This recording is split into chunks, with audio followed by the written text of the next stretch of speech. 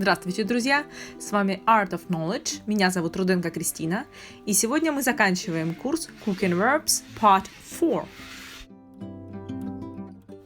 To simmer – варить на медленном огне. Cover and simmer until the berries have popped.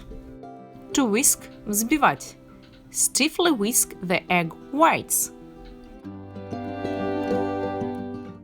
To poach – варить в небольшом количестве воды. Poach the salmon in white wine and water. To marinate – мариновать. You should marinate some meat. To roll out – раскатывать. Roll out the dough on a floured surface.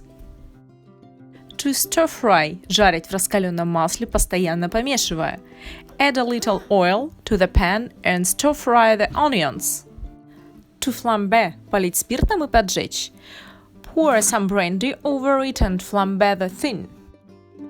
To stew – тушить, томить на огне. The meat still needs to stew.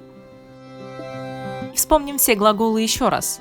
To simmer, to whisk, to poach, to marinate, to roll out, to stir fry, to flambe, to stew.